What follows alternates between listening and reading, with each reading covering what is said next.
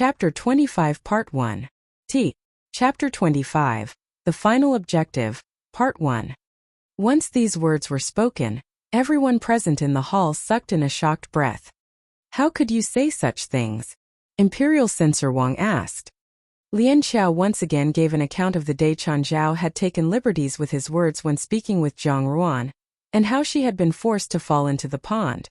When she got to the point where Zhang Ruan was lying sick in bed, yet no medicine was procured for her, Lian Xiao could barely choke out her words. Let everyone judge what is right or wrong. Even children of ordinary families, having to suffer in such a way would be rare. Therefore, a servant with the guts to come up with this kind of plan to seize someone's life is really too savage. There was a truth to these words. There will always be incidents where people are being harmed. However, this was the first time that a servant had abused their master in such a way.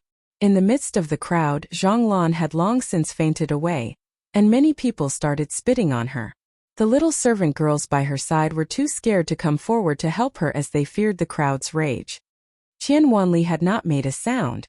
The more complex the situation became, the greater its significance and impact on the future. These were not the waters that he wished to wade in, and so, he decided to hand the entire situation over to Imperial Censor Wang to do as he saw fit. He himself would just watch the show from the side. Imperial Censor Wang asked Zhang Ruan, "What your servant girl said, is it true?" "Not a word is false," Zhang Ruan said lightly. "However, my thoughts on the matter differ in some ways from Lian Xiao's." "How so?" Imperial Censor Wang raised his eyes and looked at her. "At the end of the day, Auntie Lan is still only someone who oversees a residential compound. Who gave her such power and authority to abuse me? If she did abuse me, a few hundred people reside in the compound. How is it that not a single one came to my aid while I have been facing such difficulties? It is almost as if they all agreed without prior consultation to refuse to treat me as their mistress. In my opinion, Auntie Lan was born into this household, and her entire family also makes a living within the compound.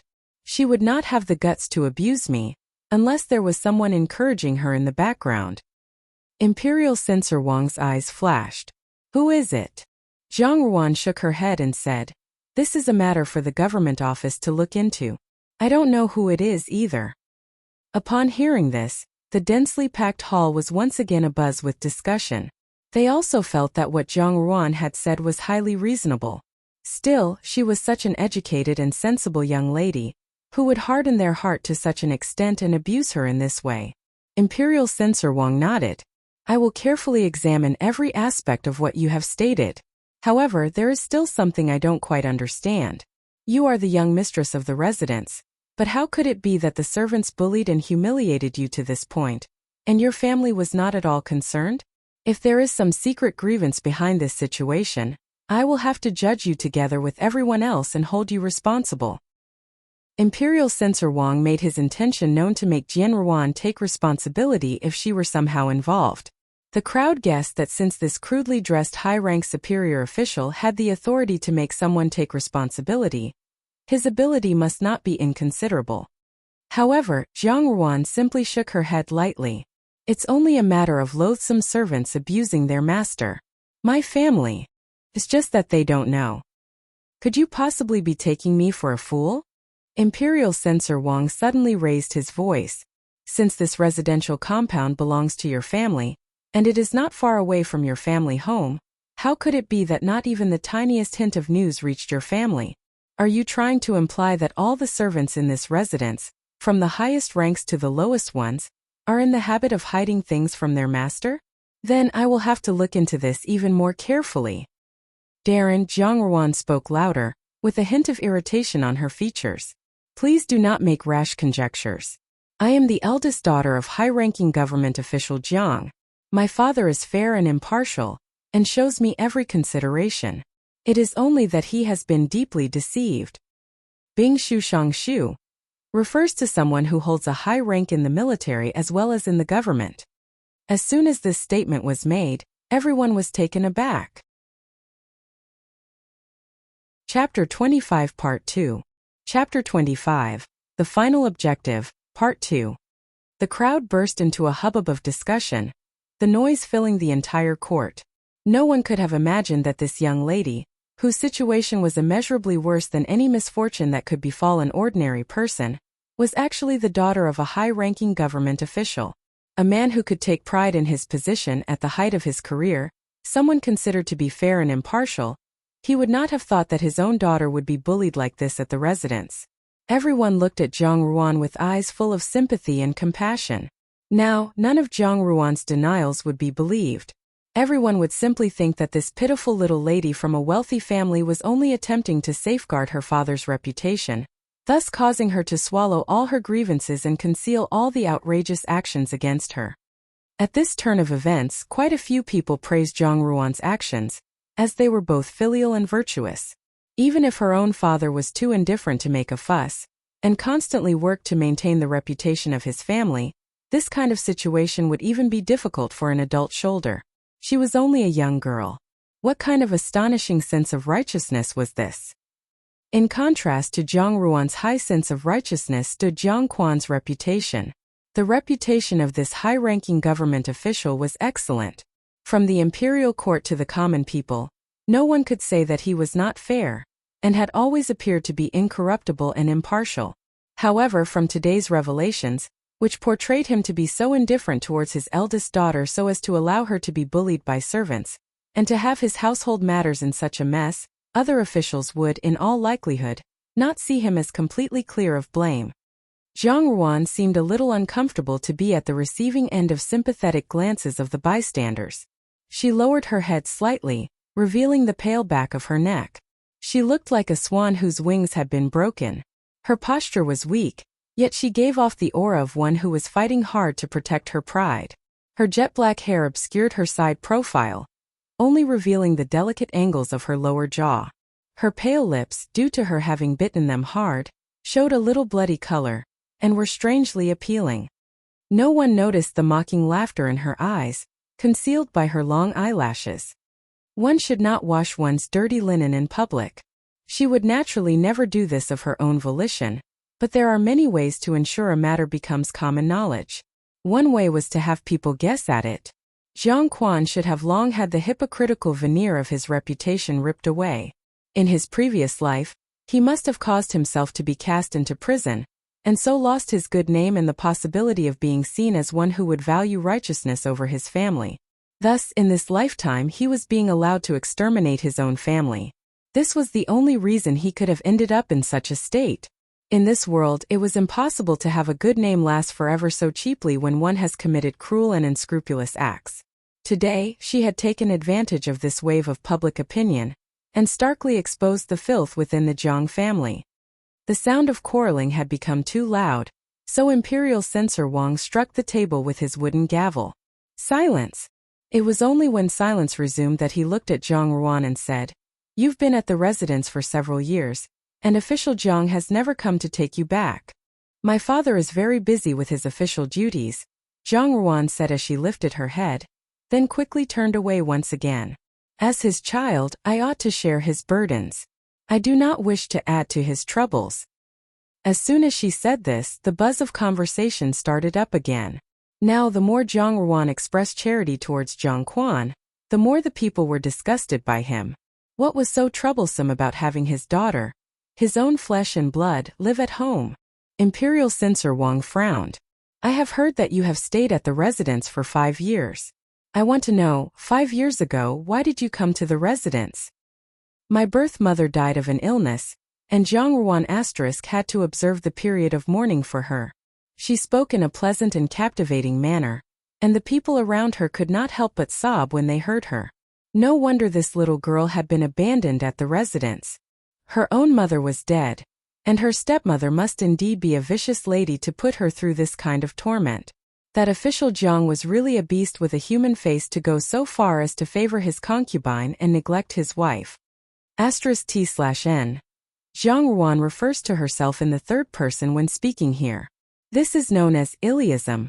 *//n. Wikipedia. org/wiki/Iliism. And is employed for various purposes. Think Gollum in The Lord of the Rings. Here it is probably to show humility and deference as she is addressing someone superior to her in status and age. See https://yen. Wikipedia. org/wiki/Chinese honorifics. Imperial Censor Wang struck the table with his wooden gavel. According to our illustrious imperial laws, the period of mourning ends after 3 years. As of today, you have long fulfilled the period of mourning. You do not have to be detained here. I will make the decision on your behalf. Return home immediately. Zhang Ruan was startled for a moment. Very carefully she asked, really? Her upward tilting eyes were full of joy. At that moment she looked like a butterfly fluttering its wings in flight, so beautiful that people could not tear their eyes away from her. She was indeed incredibly happy. After such a long and circuitous route, she had finally achieved her final objective to return home. Chapter 26 Part 1. Chapter 26. A well-played chess move, Part 1. Accompanied by the sighs and murmurs of the people, the curtain finally came down on a big spectacle with many twists and turns. Chen Zhao and Zhang Lan were taken into custody pending trial, whereas Zhang Ruan was able to return to the Zhang residence. The court was still in session, but Lian Xiao and Bai Ji could not stop themselves from running forward to join Zhang Ruan. They were both too excited to speak coherently. Lian Xiao said, "Your servants know the heavens consider our young miss worthy, and our mistress in heaven will also protect you. We should burn some incense for our mistress later." Zhang Ruan shook her head. "If you put it that way, then we should show our gratitude to the 2 Darrens as well who presided over this trial and gave me justice. Also, we should thank Lu Zhu and the others who were willing to come forward and speak on my behalf, especially Qiu Yan. I really owe her my thanks." After she had spoken, she walked to face Qiu Yan and said with a faint smile, "Many thanks, Qiu Yan." Qiu Yan looked dazedly at Zhang Ruan standing in front of her, and a hint of fear surfaced in her eyes. In the eyes of external observers, as far as today's events were concerned, Zhang Ruan had not done anything at all. As it appeared, it was the household servants who took the initiative and came forward. However, the truth was that all that had been spoken had been orchestrated by Zhang Ruan. Right from the outset, Zhang Ruan had arranged the situation. She had dug a splendidly decorated pit, and sat smilingly at the side to watch Chen Zhao jump into it. When the pitiful Chen Zhao jumped in, he was still under the impression that the trap he himself had set was larger. The status of Zhang Lan's family was deeply entrenched in the residence. One could say if the Zhang family did not collapse, if Xia Yan had not been Zhang Quan's wife, they would have easily been able to cover up their misdeeds in the residence. Zhang Ruan would definitely not have been able to weed out and eliminate these people, with their deeply rooted connections and power with such ease. Because Zhang Lan felt secure in the knowledge that she had backing, she never once thought that Zhang Ruan actually had a plan to completely clear out these complicated relationships. Her motive right from the start was to target Zhang Lan and her son with clean, efficient, and absolutely decisive methods. Finally, she took drastic measures and pulled the carpet out from under them. In the blink of an eye, she had achieved her main objective, to return to the Zhang family residence, and no one could touch her now. This was the real masterstroke. However, that this kind of scheme could come from the hand of such a young girl, coupled with the impression she had given in the past 5 years of slow-wittedness, vulnerability, and silent endurance, this really caused one to shudder with dread. A wave of regret surfaced in Qiu Yan's heart. Who would have thought that the most deeply hidden secret of this village would be this seemingly insignificant young Mississippi? If she returned to the Zhang household, it was to be feared that Xia Yan and her daughter would derive no benefit from it. Zhang Ruan had maintained silence with great forbearance for so many years, yet she had struck back in this way. The Zhang household would be turned upside down. Qiu Yan respectfully bowed her head and replied, "Miss, you are my mistress. That this servant should act on behalf of her mistress is only right and proper. That Miss should say this to me gives me great fear." Zhang Ruan gave a small smile. "Not everyone is like you. Even so, many thanks." She grasped Qiu Yan's hand. On discovering that the hand was trembling slightly, a hint of cryptic laughter surfaced in her eyes. Indeed, as Qiu Yan had thought, today she had finally achieved the first step in her plan. In her previous life, Zhang Lan and her son had played a crucial role in destroying her life. At that time she was completely unable to help herself, and could only allow others to trample on her. Now she would no longer offer up her life on a platter. On the contrary, no one would be able to touch her. Returning to the Jiang household would be the beginning of her revenge, but more importantly, after today's revelations and major changes, Jiang Quan's reputation had taken a severe beating. If the talk of the people * could take the shine off his good name, then the imperial censor's accusation of misconduct would certainly throw a spanner into the progress of his official career. *T/N. The text literally says, the saliva of the people.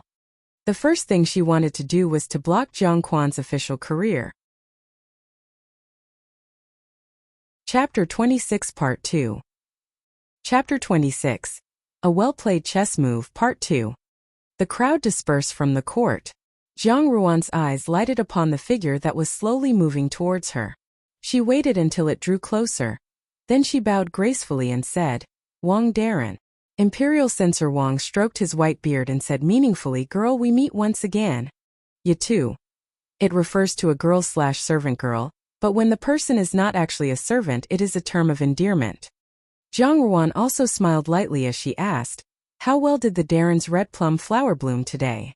It showed no sign of inferiority, it did not resort to flattery, it was clearly of lofty and unyielding character, it showed vital energy throughout. It bloomed very well. Imperial Censor Wang looked straight into her eyes.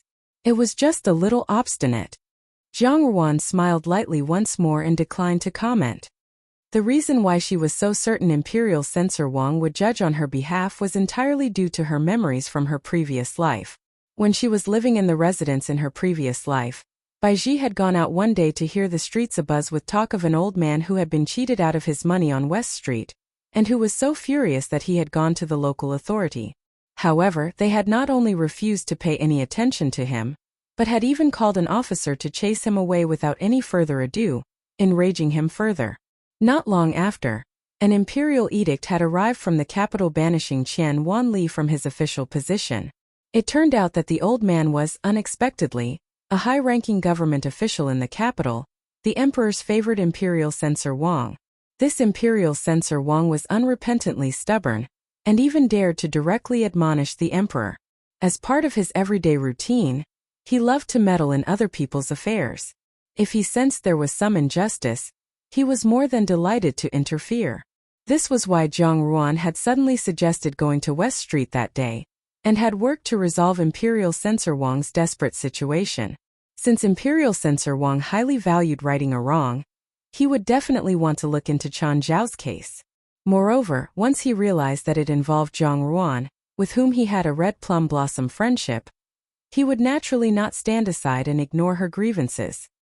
The fire that burns one's eyebrows. It refers to the time when Jiang Ruan gifted Imperial Censor Wang with a stalk of red plum blossoms after she had resolved the situation with his stolen money. That red plum blossom was the key that opened the door to Imperial Censor Wang's stony heart.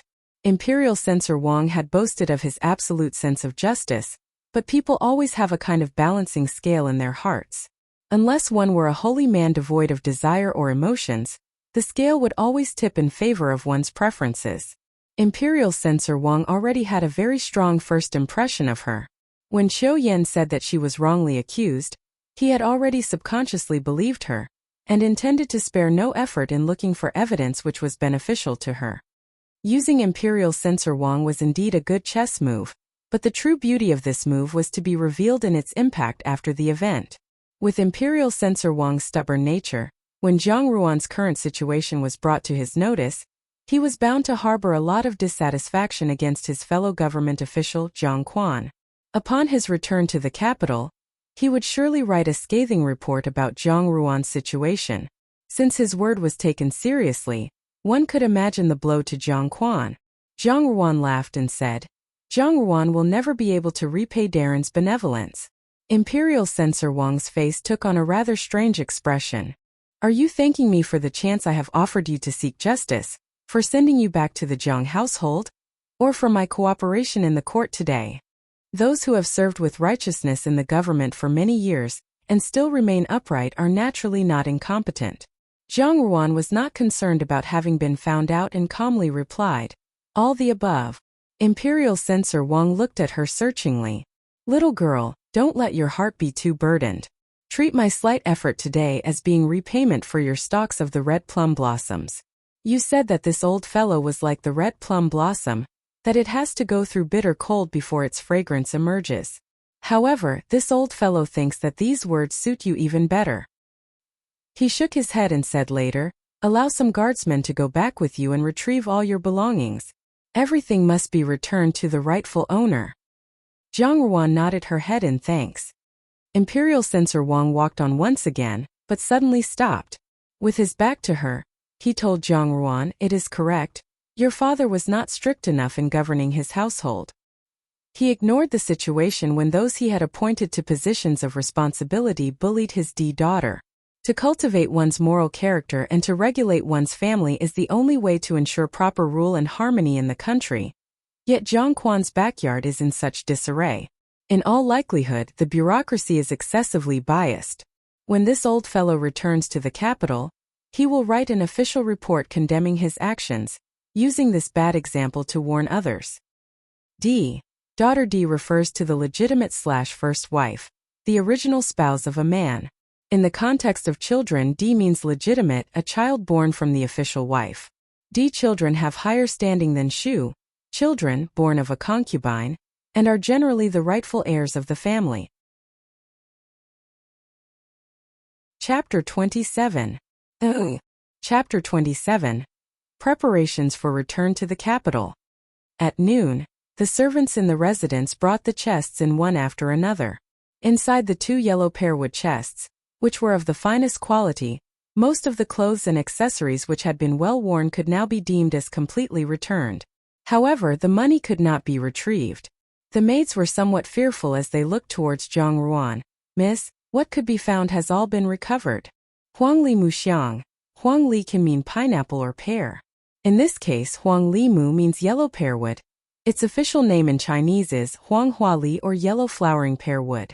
Xiang also has a number of meanings such as box, trunk or chest. The yellow flowering pear is a member of the rosewood family and is classified as Dalbergia odorifera. More recently, the word huang or yellow was added in the early 20th century due to the old wood surfaces mellowing into a yellowish tone due to long exposure to light. These finest quality yellow pearwood chests have a translucent, shimmering surface with abstract aesthetically pleasing patterns. No matter, you may all leave. Zhang Ruan spoke as she shook her head. Zhang Lan's family had always enjoyed the privileges but detested the work given to them. The money that they received was taken by Chan Zhao to charm women or else, by Chan Fu to gamble away. Thankfully, the clothes and accessories were in Chen Feng's possession. Hence, those items were not pawned off and had not become irreclaimable. However, unfortunately they could no longer be worn. By Ji, Zhang Ruan nodded towards the 2 chests. Other than those left behind by mother, bring everything else to the pawn shop and sell it all. If possible, have all of these things exchanged for banknotes. Now mother. Young miss, Baoji was rather shocked. Everything? All of this is yours, miss. Things that have already been used, what need do I have for them? Sitting by the table, Zhang Ruan slowly poured herself a cup of tea. After Zhang Lan's incident, the maids in the residence were extremely afraid of Zhang Ruan. Even the tea leaves that were sent over were freshly grown this year. Nevertheless, a few sets of clothes should be kept. Baiji responded, in a few days, we will be going back to the capital. It would not be good if you are dressed like this, young Mississippi. If I am not dressed like this, how would father feel distressed on my behalf? Zhang Ruan coldly answered. Her face still remained expressionless, however. Her gaze had become ice-cold. At that instant, Baiji was at loss for words and did not know how to reply. While she was still hesitant, Lian Xiao pushed the door and came in, carrying a basket of washed fruits. Taking part in the conversation between the both of them, Lian Xiao then continued, that's right. If young miss wore these clothes, to just fake a facade without a care about the current situation, wouldn't it be unbearable for miss to remain unfazed? Also, Baiji, don't forget, our miss can no longer fit into these clothes. You might have noticed Chen Feng not wearing them either. After thinking about it, Baiji no longer hesitated and crouched down, carefully removing the upper layer of the remaining things in the chest. She then instructed a few people to remove the remaining clothes and carry them out so that she could find a pawn shop to bring the items to exchange for money. Waiting until Baiji had left, as she placed some of the read books into the chest, Liao Qiao spoke with some uncertainty. Miss, today, this slave heard something when she went out earlier. However, her recollection remained unfinished as they heard the door being slammed open by someone from the outside. Barging in aggressively as she began to give her a dressing down, Chen Fong accused, Miss, why did you have to do this to my mother? How impudent! Following suit, Lian Xiao also stood up and tore into her. Who gave you the nerve to create a commotion in front of our young miss? Unfazed, Chen Fong loudly proclaimed, Miss, I respect you as the young lady of the residence. After you arrived, over your past few years here, my mother has always served you well. If not for my mother, how could you still be here today? My brother treated you well too, why did you have to frame him and get him locked up in prison? Miss, you are truly ruthless. What rubbish are you spouting? Lian Xiao blustered angrily. What do you mean by framing? It was clearly proven that Chen Zhao only had himself to blame for his actions. Are you trying to falsely incriminate our young miss? Lian Xiao, Zhang Ruan halted her from continuing, then looked at Chen Fong and suddenly smiled. Miss Chen, you are widely off the mark. The one who rightly brought about Chen Zhao's imprisonment, wasn't it you? What are you trying to say? Chen Fong frowned. Miss Chen, have you forgotten that it was you who invited me to admire that pot of the Queen of the Night? Holding the teacup in her hands, Zhang Ruan blew at the bubbles that were floating in the tea and took a light sip. Speaking of which, your brother and Chen Ying, their fates began to intertwine because of that pot of flowers. Yuexia Mei Ren. It refers to the Queen of the Night. This plant was referenced first at Chapter 12, Part 1, the cactus species that began the downfall of Zhang Lan's family. At first, Chen Fong did not fully understand what Zhang Ruan was talking about. Once she heard that last sentence, she was thunderstruck and spoke incredulously. You did all this on purpose, didn't you? For Chen Ying to be there, that was your doing? What do you think? Zhang Ruan countered. Impossible, this is impossible. Chen Fong looked at her with fear. Even if you managed to lure Chen Ying over there, how could you have known what would happen later? It is impossible for you to anticipate everything like this unless you are some demon. Maybe I am a demon regardless, how would you be able to tell? You harmed your own brother and your brother made trouble for your mother. Therefore you have no right to put the blame on me. After saying this, Zhang Ruan smiled, the piping hot tea making her lips appear rosy and moist. With her pitch-black hair and snowy white complexion, the smile on her lips was charmingly enticing. Retreating a bit, Chen Fong shook her head and answered, No, I cannot believe this, no. It seemed that her fear had reached its peak. She instantly turned and fled.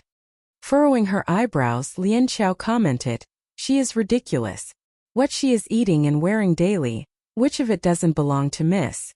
To look upon our young Miss like this, she still has the nerve to speak these senseless things. As expected, she has no conscience, how disgusting. Zhang Ruan stated, Didn't she already receive retribution? Every single thing and action in this world has its cause and effect.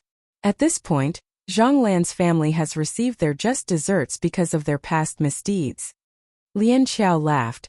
That is due to misintelligence, look how frightened she was. Our young miss has incredible foresight. Zhang Ruan broke into laughter. In her past life, during the times when she was miserable and helpless, one thing that she had learnt from those that harmed her was forbearance. If there were conspiracies against her, to use all that she could to slowly scheme and thwart such efforts. All this seemed to have worked flawlessly for her now. Thinking about how it was back then, she asked, What did you want to tell me before? This? Lian Xiao bit her lips outside. There are rumors about the master. They talk about how the master does not govern his home firmly, and neglected his eldest daughter to be humiliated and bullied by his servants at another residence. She then cautiously evaluated Zhang Ruan's response, however. There was a faint smile on Zhang Ruan's face as she responded, Is that so? If the town was abuzz with this news, then naturally in the capital, this matter would have become an idle topic being discussed fervently. Everyone was talking about how Minister Zhang had hidden his cold-heartedness behind his visage of kindness. They felt sorry for the righteous and intelligent Zhang family's daughter. In the Zhang family's official residence, The entrance was so tightly shut that not even a servant girl could be seen leaving the household to make purchases. In the Jiangfu, Jiang Quan threw the booklet in his hand with a loud thud, onto his desk. His face was ashen as he spluttered, "Scoundrel!" "Master," pushing the door as she entered.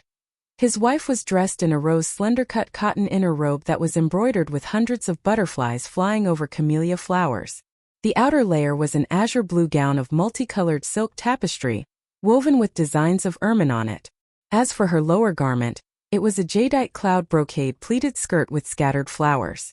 Clusters of southern sea pearl flowers were held in a hairpin in her falling horse-shape hairstyle. Although she was dressed in a style befitting a married woman, both refreshing and colorful, and with elegant almond eyes, she possessed a scholarly aura which appeared extremely gentle and understatedly graceful. Placing the food basket in her hands down, she walked forward and held Jiang Quan's hand as she continued in a low voice, "Please calm down, master, and not let anger harm your body. Laoi, respectful, Lord/Master. Xingyan." This refers to almond eyes, which is used to depict large, round eyes that are considered beautiful. After he saw her, the gloomy expression on Jiang Quan's face subsided a little. However, his tone remained furious. "Look at what is written in all of these booklets. All of them are saying that I, Jiang Quan, did not manage my home firmly. That without showing concern for her over the past 5 years, I treated my daughter harshly. Therefore, I am cold-blooded and heartless, a sanctimonious person. The emperor has already ordered me home to reflect. Already I have become the laughingstock of Chaozhong. Xiaomei, what a fine daughter you have raised." "Jie isn't to blame," Xia Yan hastily soothed. "Ruaner definitely did not do this on purpose. Just that, now that the situation has gotten to this state, master, why don't we have Ruaner return here to assuage the emperor's misgivings? This concubine will immediately make the preparations." "There is no need." With a wave of his hand, Jiang Quan's gaze was completely dark and hooded. "Imperial Censor Wang has already personally prepared a carriage to bring her back to the capital. Robe pattern and pleated skirt. Pearl accessory and hairstyle. Almond eyes." Chapter 28 Part 1. Chapter 28. A Murderous Intent, Part 1. The distance from this town to the capital would take 2, but at most 3 days to cover. Imperial Censor Wang always advocated frugality.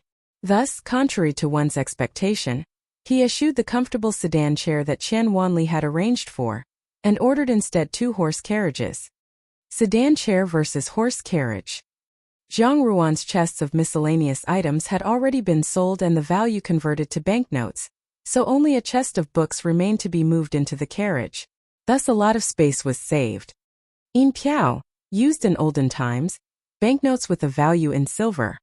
Apart from being accompanied by Baiji and Lian Xiao, Lu Zhu would also join them in their journey. Baiji and Lian Xiao were not only witty and intelligent servant girls, but also bold, which was quite a rare trait.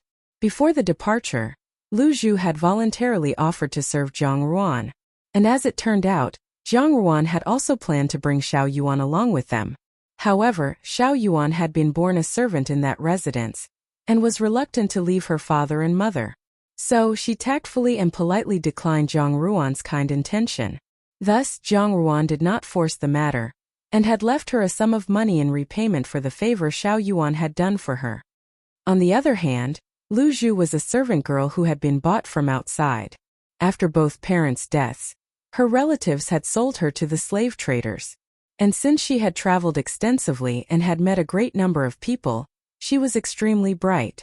In the short time of their interaction, Baiji and Lian Xiao had already grown close to her. Because of Zhang Ruan and the other womenfolk, Qian Wanli had tried to curry favor with Imperial Censor Wang by arranging for Li Mi and another officer to escort them to the capital. And so the entire journey was traveled in harmony. During their journey, Lu Zhu was very lively, recounting the time she had spent traveling with the slave traders and the strange things they had encountered. Or perhaps she was naturally optimistic. Every word she spoke was full of charm and interest, with nary a hint of low spirits. If she were harboring any sadness or fear, only she herself knew of it. Baiji and Lian Xiao could naturally sense that she was a gentle and outgoing person, and the three of them chattered away enthusiastically, while Jiang Ruan sat in the horse carriage with a book in her hand, seemingly enjoying the taste of freedom. They soon reached the halfway mark of their 2-day journey. After a night's rest, they would probably be able to reach the capital by the afternoon of the next day. Li Mi and the other officer sat astride their ponies, accompanying Imperial Censor Wang in the other horse carriage. The sky gradually darkened. Li Mi had made inquiries and discovered there was a temple ahead of them. As they were in the middle of the wilderness, he considered the difficulty of finding an inn to stay in overnight. Thus, after asking Jiang Ruan's opinion, he decided that they should stay at the temple. The temple was quite large, yet not much incense had been lit. Perhaps, due to its remote location in the deep mountain wilderness, very few people traveled here to light incense. Even the monks going to and fro were few in number. Bai Ji and Lian Xiao had not stepped over the threshold of a temple for a long time. Earlier, when Zhao Mei had still been around, she had often taken Jiang Ruan to the temple in Putuo to pray for blessings. After her death, when Jiang Ruan had been sent to the countryside residence, life became harsher by the day, and there was neither time nor money to visit the temple. Money required to buy the fragrant oil used in worship was still money. Asking for Buddha's blessing and protection came with a cost. Lu Zhu was no stranger to temples. At Jiang Ruan's command, while Bai Ji and Lian Xiao were tidying up, she had already made one round of the temple and even returned bearing several dishes of vegetarian food. As she urged Jiang Ruan to eat while the food was hot, she described the temple's layout to her in detail. Night had fallen by the time they settled in the temple. All the men, including Imperial Censor Wang, Li Mi and the other officer, had arranged to sleep on the other side of the temple. Even though Li Mi had some misgivings regarding this, he concluded that the reputation of the ladies was of prime importance. Moreover, although the temple was quite large in surface area, if anything truly did happen, he would still be able to react in time. Lian Xiao trimmed the long wick in the oil lamp to make the lamp glow more brightly. Jiang Ruan put down the book she was holding and rubbed her temples. "Miss, it is quite late, shouldn't you sleep?" Bai Ji asked. Jiang Ruan had rested enough in the past few days, and was now full of spirits, with no inclination to sleep. "There's no rush, there is still time for an entertaining play tonight," Jiang Ruan said with a small smile. Chapter 28 Part 2. Chapter 28. A Murderous Intent Part 2. "There's no rush, there is still time for an entertaining play tonight," Jiang Ruan said with a small smile. She thought about the question she had asked Li Mi whilst in the carriage. "Darren, do people on the way to the capital have to pass this temple?" "Yes," Li Mi replied. "This temple is the only building within a radius of several tens of li. Li ancient measure of length, approximately 500 m. Jiang Ruan broke off her train of thought in time to hear Lian Xiao ask, curiously, "What entertaining play?" "Lu Zhu," Jiang Ruan answered. Lu Zhu came into the room and said, "All smiles, everything has been arranged, Mississippi." It was late at night in the depth of winter, and surrounded by inky blackness, dead silence presided over the temple. Only the sound of the cold wind like a whimper could be heard. The lamps had been completely extinguished. The only light remaining was a wisp of moonlight from the waning moon, shining on the snowy land.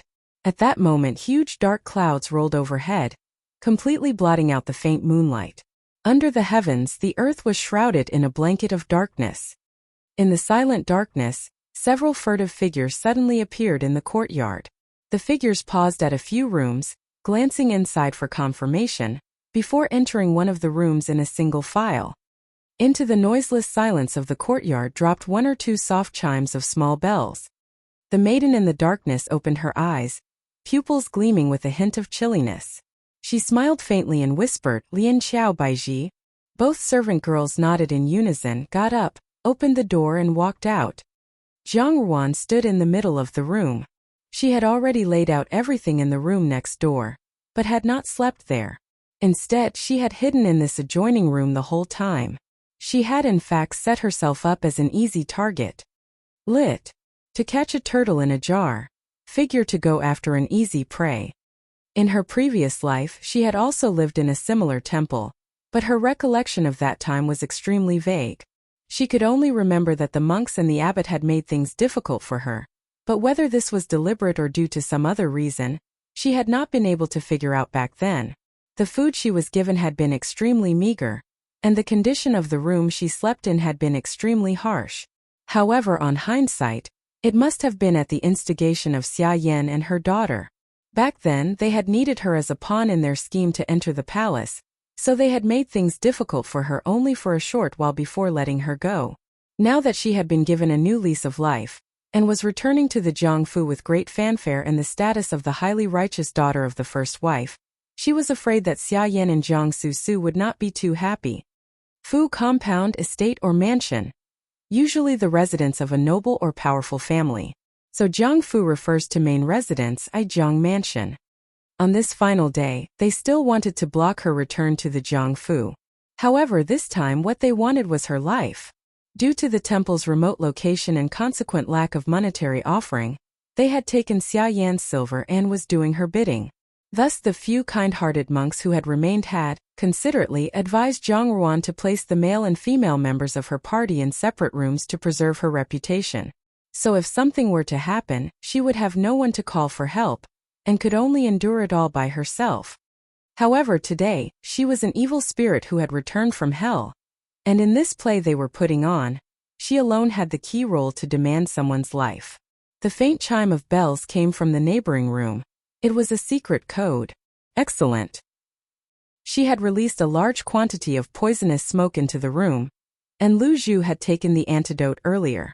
Once the people that Xia Yan had sent entered the room, their part in the play, continuation of the entertaining play metaphor, was to be trampled on.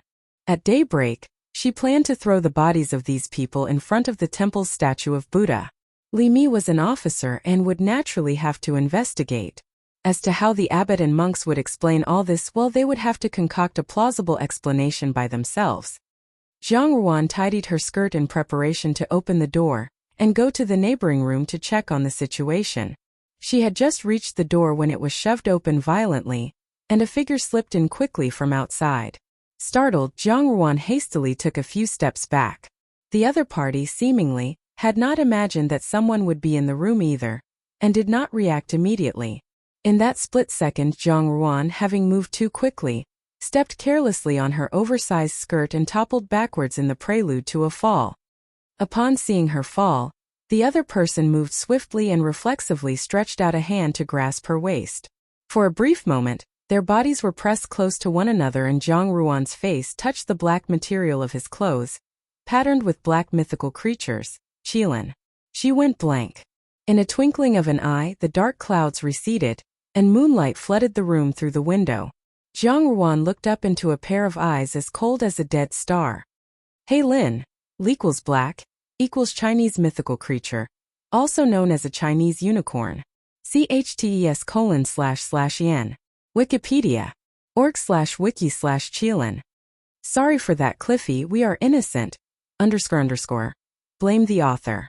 Better things to come in the future chapters. Red Heart. Chapter 29 Part 1. Chapter 29, Exploited, Part 1. Although Zhang Ruan's heart was like an immovable rock, when she saw the person before her clearly, she could not help but become distracted for a split second. The youth dressed in black clothes was roughly in his 20s. His peerlessly graceful appearance was one that was rarely seen in the world. Shapely eyebrows, cold eyes, snow-white skin and thin lips. Yet, she did not feel that this man was feminine. On the contrary, the sharpness of his features were distinct and he had an unrelenting heroic spirit. With drooped eyes he looked at Zhang Ruan. Like specks of paint, that pair of eyes was extremely clear and cold like a still lake without a single ripple. The two people were too close in proximity. Their breath was ice-cold, and she could feel an icy cold sensation around her waist as well. In this kind of situation, it should have been an ambiguously romantic scene between them, however. One was cold-hearted and the other was on her guard. Therefore, the two of them experienced no rush of excitement that one felt when they fell in love. In this position, it was as if she had been disgraced. In a flash, Zhang Ruan roused back into action. Inwardly, she felt irked and just felt that beauty could be such a seductive danger. In a blink of an eye, she retreated 2 steps and placed a distance between herself and the youth dressed in black clothes. Qingbua, this phrase has several meanings such as being teased, of an item being light in weight/thin and scorned or disrespected. In this case, it refers to being disgraced, as women were not allowed to be without a chaperone in ancient Chinese history. They also had to remain pure and untouched by any male. To be even seen by a man without a chaperone was considered a scandalous matter, and made a lady impure and undesirable for marriage, as they would be labeled as promiscuous. Suddenly, she heard a faint clanging clash between swords from the outside. Jiang Ruan was shocked and quickly reacted. The black-dressed youth wordlessly and indifferently stared at her. Originally, the temple was overtaken by Xia Yan's assassins. However, she would not have sent 2 groups of people to kill her. If she was not the target, then these people might have been lured in because of this young man. While she had just resolved a problem, she was unfortunately entrapped in these circumstances now. Moreover, she was unsure if these people would silence her with murder. After all, her appearance here was an accident. By the time Jiang Ruan raised her head to take a measure of him again, the man had already leaned against the door while she had been retreating from him. She was unsure of when he had brandished an elaborate dagger, but at the moment, he was fiddling with it in his hands thoughtfully. His gaze was not facing her at all, but Jiang Ruan knew that if she made the slightest movement, this person would definitely react too. As she took a moment to ponder, Jiang Ruan slowly walked forward. Her movements were deliberately slow to demonstrate that she was completely harmless and without any ill will. The fiddling stopped, as the youth watched her step forward until they were only a finger's width apart. Standing on the tip of her toes, Jiang Ruan could only just reach his chest height. Strenuously, she moved closer to his ears and lightly spoke in a hushed tone. "I did not see a thing." The youth dressed in black clothes was slightly shocked and lowered his gaze to study her. Jiang Ruan frowned and noticed that he was clothed in ice silk fabric that had a black and scaly pattern. She knew he was definitely not any ordinary person. Thinking for a bit, she then added on, "Sire, please hide here. Naturally, we would not want to expose what is now happening in this room. If you killed me, I'm afraid it would be a bit of a problem.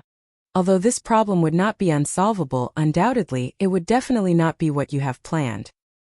Wuxia, your distinguished self/your majesty/sire. Who are you?"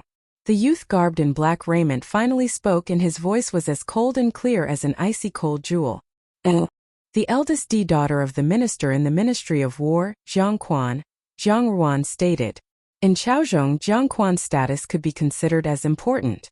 When this identity could be utilized, she would use it without any reservation. She was not afraid that an incident would occur. Firstly, in the memories of her past life, the Jiang family did not have any enemies. Secondly, even if she was that unlucky, if someone really had any history with the Jiang family, they would definitely know that she had a humble status in the Jiang family. She merely occupied her station as the daughter in the family, and would have no influence in the pecking order. There was no benefit in killing her, and would most likely bring forth complications into the situation.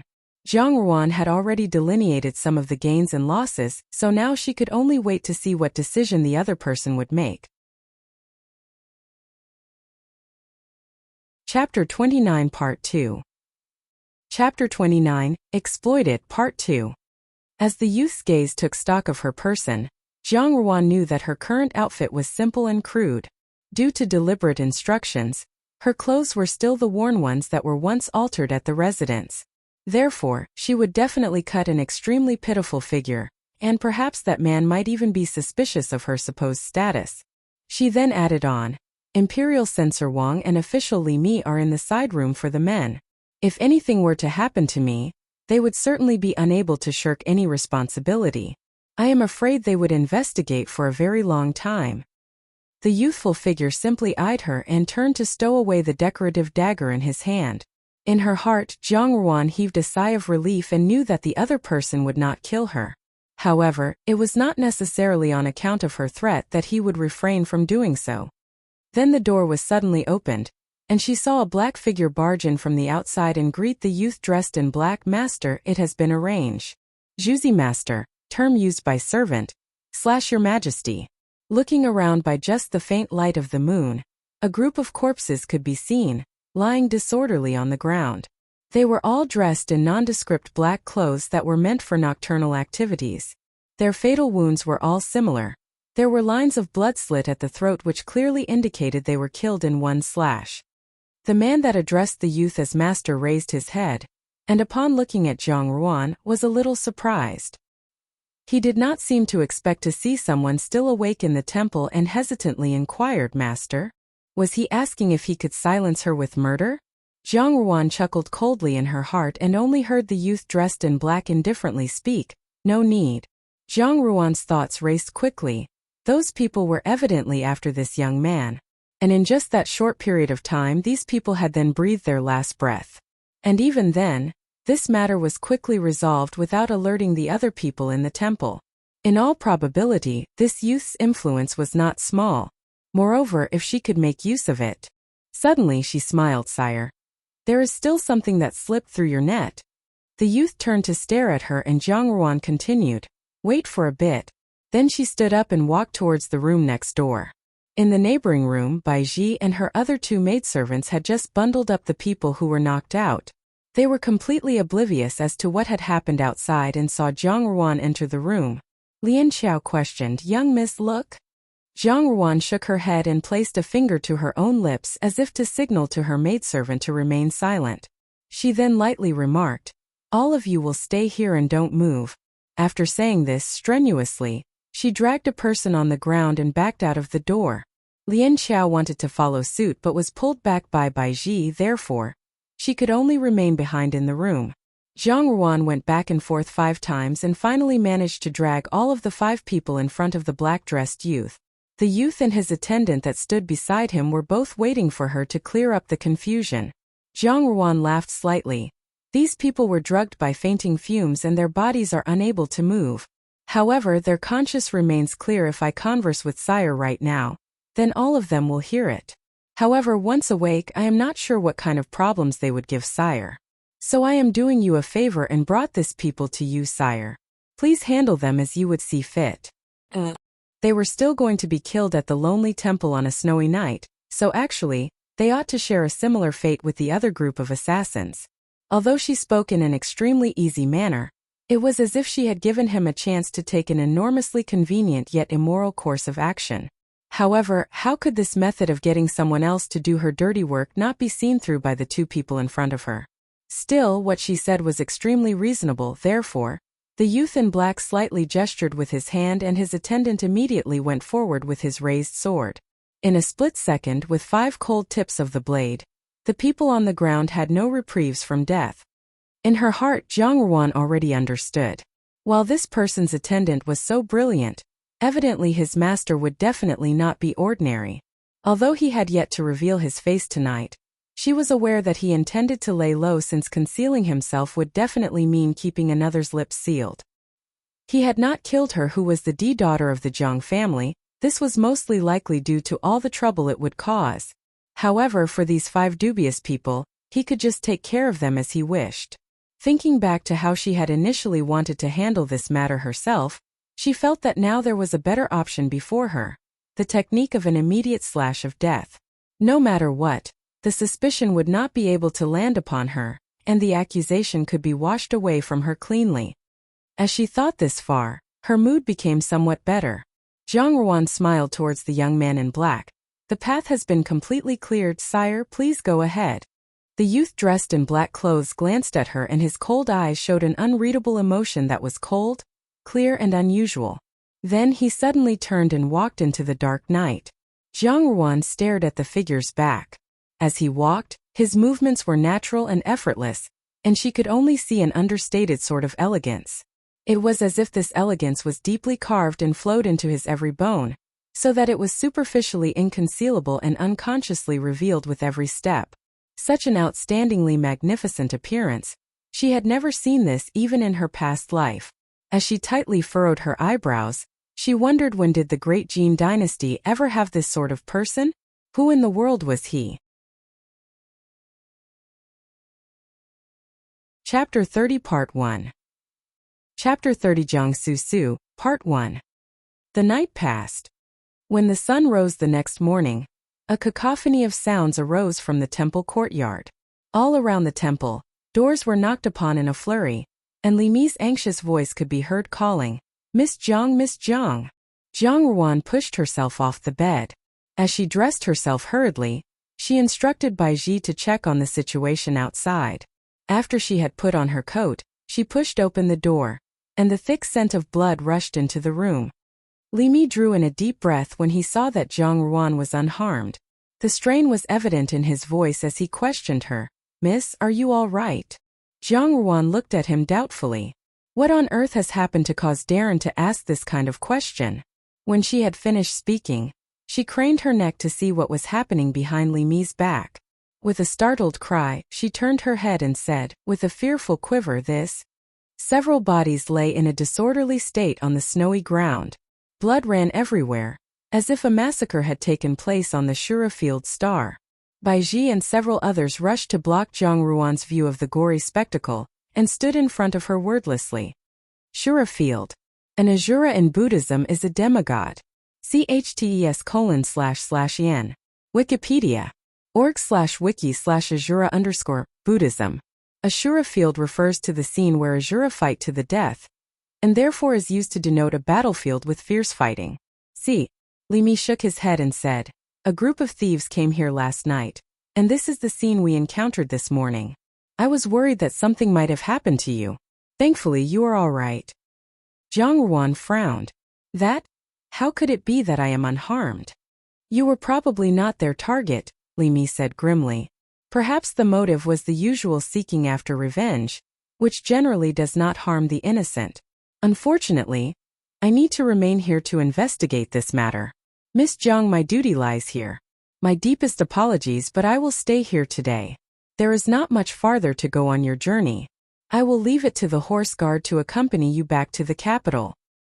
Jiang Ruan hurried to return the courtesy and said, "Darren does not need to be concerned about me. On the contrary, it is the situation here which is of prime importance, as human life is beyond value. And since the murders occurred here, the temple personnel cannot disassociate themselves from the deaths. I wonder if I might be of any use to you here." Li Mi noted her evident sincerity and said consolingly, "Miss Jiang is worrying too much. The situation at hand has nothing to do with Miss Jiang. We have to conduct a proper investigation into the temple, but it would be better for Miss Jiang to set off on your journey as soon as possible.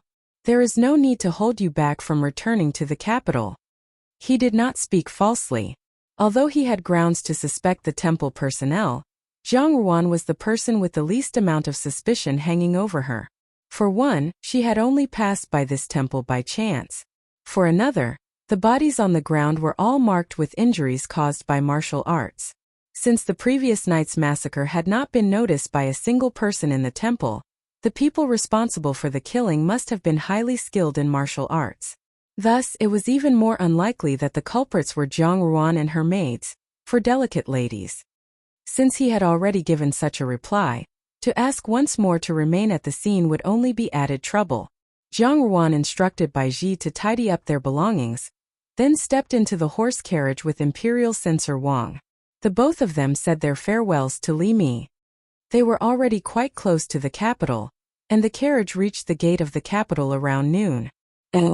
Lu Zhu had never been to the capital, and her curiosity led her to lift up a corner of the window curtain and peer out.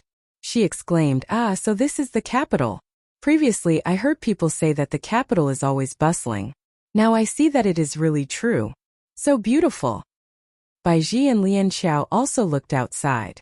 They had been away from the capital for 5 years, and on this occasion of returning, they were filled with an unspeakable excitement. They were also happy for Jiang Ruan, and it felt as if the bitterness of life was over, and the sweetness was about to begin. Unlike them, Jiang Ruan bore no happy or excited expression. Slowly, she lifted up the corner of the curtain nearest her, and was just in time to see a fine jet-black horse brush by the carriage as it sped away. That steed was a rare breed, and she could not help taking another look. By that time, it was only a distant silhouette, but she felt that the rider had an incomparably graceful bearing. Chapter 30 Part 2. Chapter 30 Jiangsu Su Part 2. Zhang Ruan smiled faintly and took in the surroundings. The streets of the capital were full of hustle and bustle, and thronged with crowds. The scene coincided with what she remembered of the capital. She recalled the time when she had left the capital. It had also been in a horse carriage, however at that time it was draped with mourning, with several people alongside, walking in a solitary group. In this manner she had left the capital. In the time between her departure and return, she had already passed an entire lifetime. Now the person returning was not the same as the person before. She tilted her head back, and felt the capital's cold winter wind slowly brush her face. Lian Xiao was just about to advise that Zhang Ruan let the curtain fall back in place for fear of catching a cold when she caught a glimpse of the expression on Zhang Ruan's face, and could not help being shocked. Her mistress's eyes were coldly indifferent. Although there was no visible emotion on her face, she gave off the aura of utter chilliness, as if she were a demon who had returned from hell. Looking at her made one shudder. Not far from the Zhang residence, Zhang Ruan and Imperial Censor Wang parted ways. Now that he had filed an official complaint against Zhang Quan, Imperial Censor Wang viewed him with utmost disdain, and was reluctant to even see him. He sent Zhang Ruan off with the horse carriage and left them. The closer they got to the Jiangfu, the more tense Baiji and the other occupants of the horse carriage became. Returning to the Jiangfu indicated a change of fortune for them, a better life, but it also indicated the beginning of a war. Zhang Ruan looked the most calm of them all, for only she was privy to the violent hatred that surged in her heart. The Jiangfu was located on the most prosperous and bustling street in the capital. Because a messenger boy had gone ahead with the news, the entire Zhang household had to come out to receive the Zhang family's daughter. Zhang Quan was not at home, so Xia Yan personally came out to welcome them. Adding to the emperor's anger was the people's gossip. It was only by showing that they regarded the Zhang family's daughter as someone of importance that they could hope to gradually calm the storm. When the people saw Xia Yan coming outside with all the household servants, from the lowest to the highest ranked, they understood what was going on. Some went so far as to stand obstinately at the gate of the residence, waiting to see the fun. In a course of time, a whole crowd of people had gathered at the Jiangfu's entrance. Xia Yan did not order the servants to shoo the crowd away. The more people, the more witnesses. The rise and fall of the terrain, the whole sequence of events. The horse carriage jolted on its way, and finally came to a halt at the Zhang residence gate. De Xiaojie has returned. An old servant next to Xia Yan called out loudly. Immediately, a warm smile surfaced on Xia Yan's face. De Xiaojie, the eldest, daughter of an affluent family. The bystanders all eyed the horse carriage curiously. News of Zhang Ruan's conduct at court had spread throughout the capital, and everyone wanted to see what the righteous yet ill-destined daughter of the Zhang family looked like. Two servant girls speedily descended from the carriage. One lifted up the curtains, and the other extended a hand to help the passenger. Jejia! Someone exclaimed with pleasant surprise. A young girl emerged from behind the residence gate, all in white. Despite her young age, she was already a stunning beauty, like an elegant lady in an inkwash painting.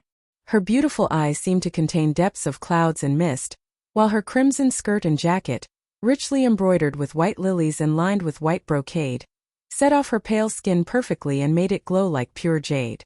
Her pink lips were like cherries. Her most beautiful feature was a tear-shaped birthmark under her eye. It was neat and lovely, and stirred up people's emotions, elevating her beauty to that of a mystical fairy. She wore no ornaments, only 2 green ribbons, so that those looking at her felt their hearts softening towards this exquisite and refined girl. As some people had discerned, the Zhang family's daughter was not favored. Thus Zhang Ruan's name was known to very few people. However, Zhang Susu's name was well known throughout the capital.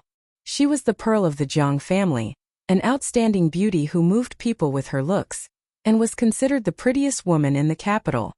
With the appearance of this stunning beauty, fewer people looked towards the carriage.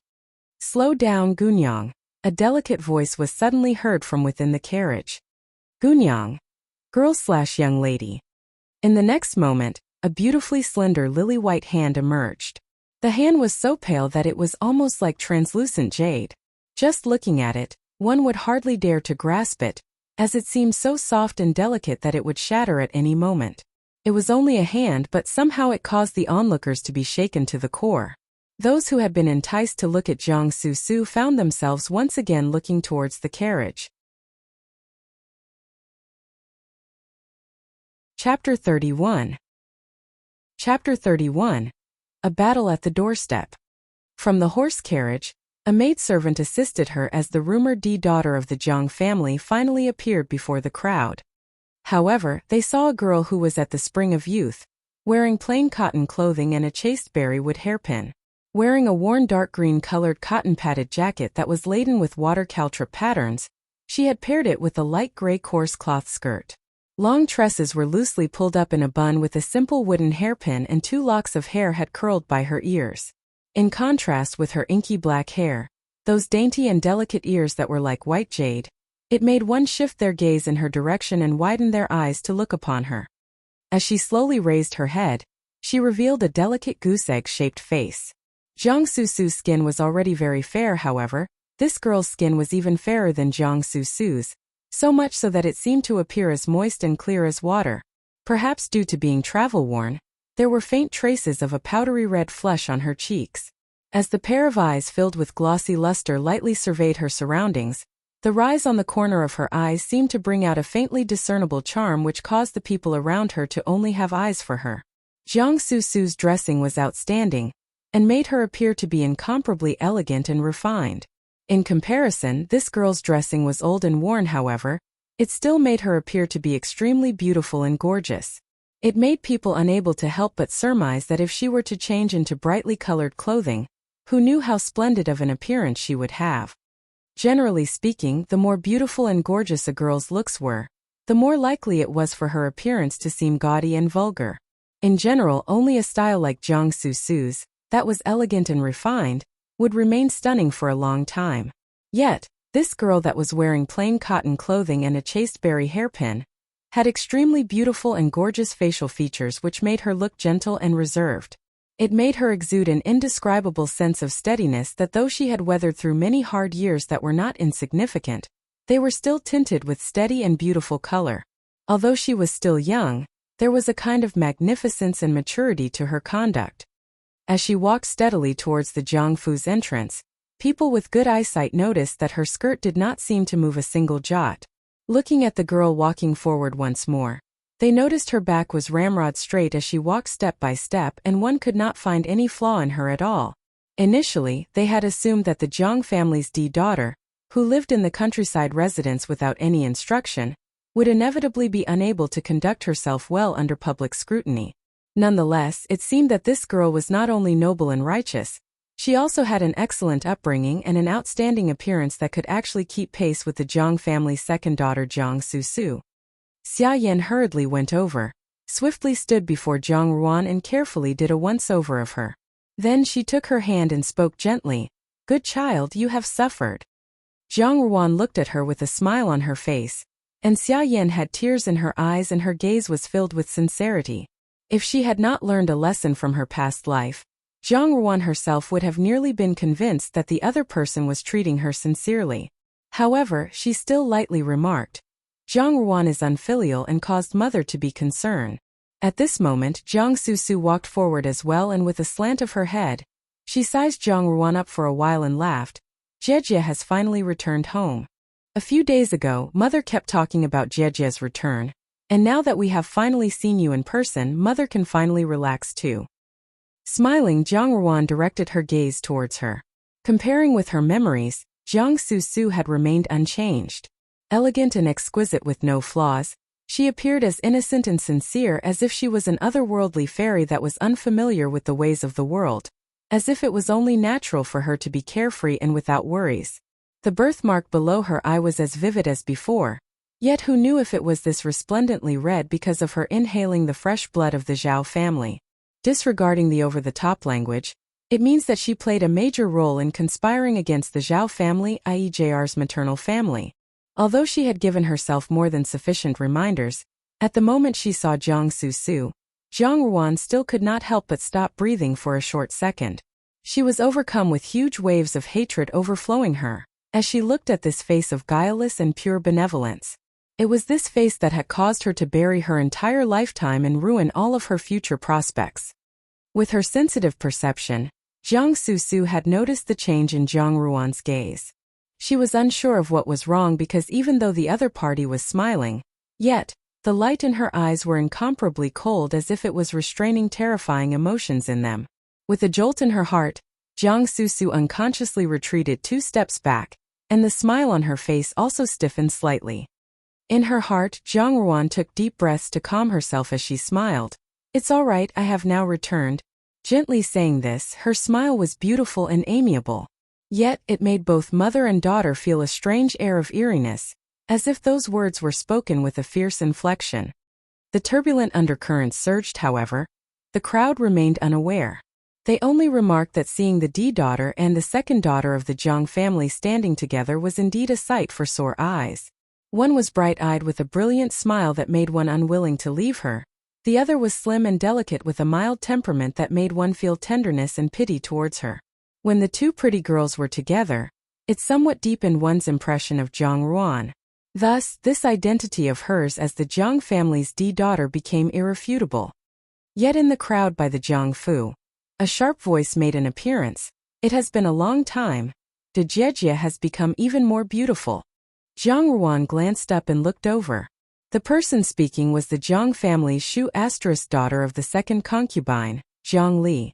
Her facial features were similar to Jiang Quan's, which were rather harsh and hard, and thus was lacking womanly gentleness and beauty. As she looked at Jiang Ruan, she suddenly gave a tight smile. "With beautiful looks like De Jiejie's, is there a need for you to wear this sort of clothes as a contrast? Unless you were afraid that we sisters would be envious of Jiejie's clothes, and hid them away extremely well." Shu. Children born of a concubine, as opposed to those born from the official wife D.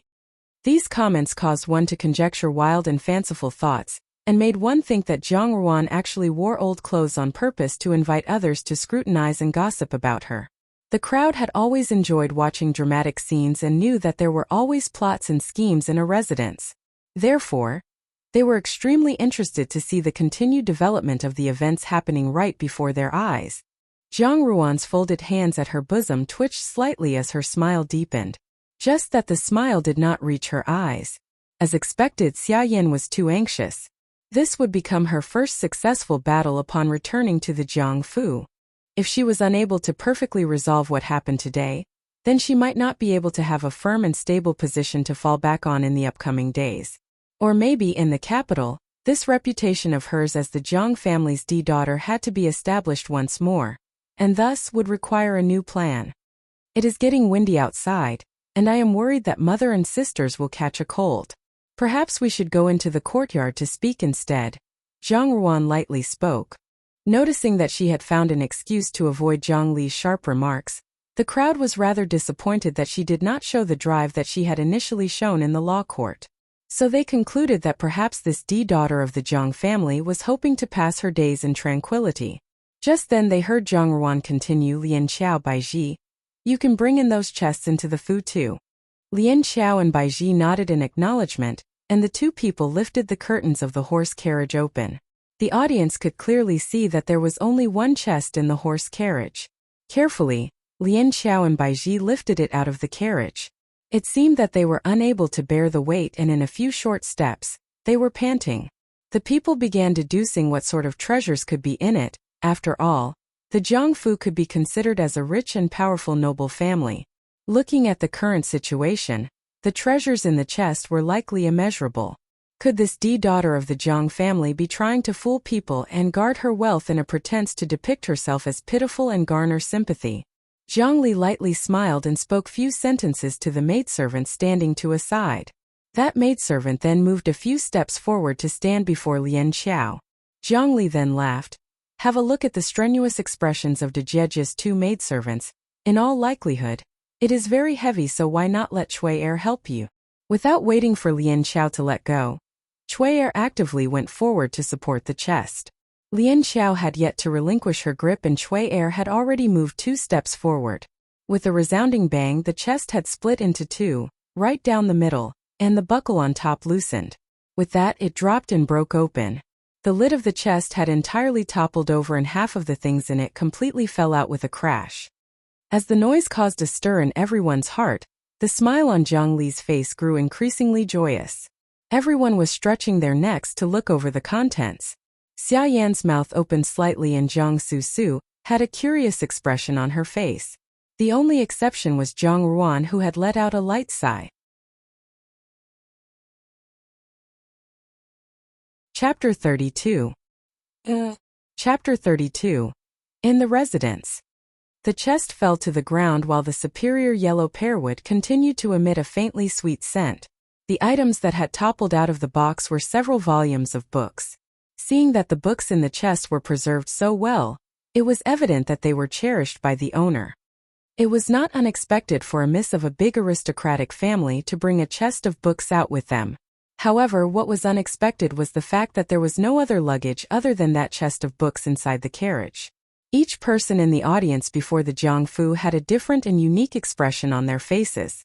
Only Zhang Ruan was unaffected and spoke, "Lian Xiao, what are you doing standing there with a startled look?" With this, Zhang Susu then understood and smiled. Dejie really does adore reading. With a chest full of books, it really makes one feel envious. Just the day before, I begged father to get Zhuang Qin's book anthology of poetry for me. But father could not find any copies. However, it seems that Dejie has one in here. Saying this in such an innocent and artless tone, it was as if she was a little girl who was simply brooding over a book. Zhang Ruan smiled lightly. "It is just a book. Since you and I are sisters, I will have Lu Zhu wrap the book up later and gift it to you. This chest of books are things that mother left for me. Therefore, I am doing my utmost to preserve and keep them in a good condition." It was not hard for the audience to deduce the truth from her words. Since she had used the words doing her utmost for those belongings, with one more glance at the daughter of the Jiangfu, it was clear that she had no other luggage except the worn clothes on her body. In all likelihood, she had passed these few years in destitution. Everyone understood the idea of fishing in troubled waters. It was rare for someone as young as her to have this level of filiality. Unfortunately, while she could protect the remnants of her deceased mother's possessions, all other wealth of hers must have been stolen away.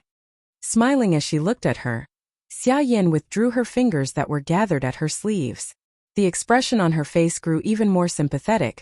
"I know that you are a child who loves to read books, and since we are going back inside together with Sewer, it is wonderful that you two sisters actually have similar interest." Brushing aside the forelocks by her forehead, Zhang Ruan lightly spoke, "Mimi and I have close family ties. After all, blood is thicker than water, so naturally our interests are similar. If they did not have similar interests, how could they have fallen for the same man? If they did not have clashing interests, with this position of hers as the daughter of the Jiangfu, how could they always be butting heads?" Bai Ji and Lian Xiao both quickly gathered the books that had fallen all over the ground and took the initiative to carry them into the Jiangfu.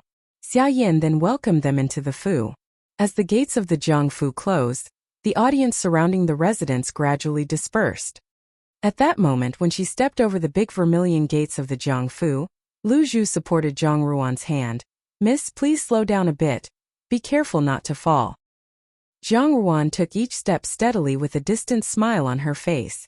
Meanwhile, in her heart, it was as if there was a whistling gale. "Mother, elder brother, payer, look, I am back." As the courtyard was still being tidied up, Xia Yan led Zhang Ruan to the big hall where several Yinyongs were waiting for her. Zhang Susu walked alongside her, a picture of brimming joy as she narrated interesting stories about the family to Zhang Ruan. From a distance, they looked as close as two sisters whose duet on the zither gave rise to a beautiful harmony. Yinyong, maternal aunt, or old term for father's concubines. Just as Xia Yan had said, several Yinyongs had arrived earlier in the big hall to meet her, and they were all standing as a form of courtesy. The Yinyong wearing a tea-colored, straight-cut coat and skirt, who appeared to be the de facto leader by virtue of being a little older than the others, smiled warmly at Zhang Ruan and said, "De Xiaojie." Zhang Ruan swept a glance over her. This was the Zhang family's most senior Yinyong. When Zhao Mei had conceived, she was the servant girl whom Zhao Mei had brought forward to share Zhang Quan's bed. Unfortunately, she had never become one of his favorites, and had also never conceived. Thus she had become one of the adornments of the Jiangfu. Da Xiaojia, salutation for the eldest daughter of an affluent family. Jiang Ruan returned her greeting with a small smile. Jiang Li walked over to an Yinyang wearing a peach-colored short coat to match a long skirt embroidered with sprays of tree peonies, and said coquettishly, "Yinyang, this woman could be said to be beautiful, with a pair of long shapely eyebrows raised in a high arch." In a similarly high voice she said laughingly, "Oh, isn't this de Xiaojia? I was wondering why Madame wanted us to come here today." So, it was because de Xiaojia was returning from the countryside residence.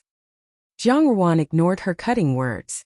This second Yinyang was the Shu daughter of a concubine of a minister in the Ministry of Civil Appointments, and thus was a means of courting official favor. In order to show respect to her father, second Yinyang was considered a favorite in the Jiangfu, and her daughter Jiang Li was extremely close to Xia Yan. Jiang Ruan had not gotten along with her ever since they were small. When Zhao Mei was alive, she had suffered from second Yinyang schemes countless times. Jiang Ruan's gaze rested on a girl who was standing by herself, Jiang Dan, the daughter of third Yinyang, who had died after giving birth. Later, it was Zhao Mei who had raised Jiang Dan. When Zhao Mei died, Jiang Dan had no place to go. Jiang Ruan remembered that in her previous life, at the time she had entered the palace, Jiang Dan had not been married off yet. After that, there had been no news about her. The only thing Jiang Ruan could recall from their life in Jiangfu was that Jiang Dan did not seem to like talking, and was habitually silent. Jiang Ruan remembered this last woman too, as she was a lot younger than the other Yinyangs. This young woman was very capable. In her past life, she had gradually ascended to a status almost on par with Xia Yan, enough to become her equal. Her name was Hong Ying. She was a courtesan from a brothel, and was initially brought back by Zhang Quan as a gift for a superior. However, for some unknown reason, he kept her as an Yinyang in the end. In her past life, she had wholeheartedly relied on Xia Yan. Therefore, her attitude towards Hong Ying had also been extremely nasty. On the contrary, seeing this scene before her right now, she was elated. The impression that Hong Ying gave was a common one. Her appearance was lovely and moving. Contrary to her origins, there was no aspect of her that seemed like she had gone through the hardships of being a courtesan.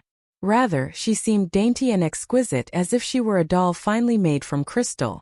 It was no wonder that Zhang Quan, who was indifferent to female wiles, would give her a second look. With such a considerate and exceptionally beautiful flower, who wouldn't fancy her? Truthfully, in a residence filled with a lovable wife and beautiful concubines, he sometimes went along with his wife's wishes or at times had a pick of something new. The only one that Zhang Quan truly doted upon was Xia Yan. With her excellent means and methods in addition to the adoration of her husband, it was hard for her to not have a steady position in the Zhang household. Moreover, Xia Yan also had a son and a daughter, Zhang Chao and Zhang Su Su.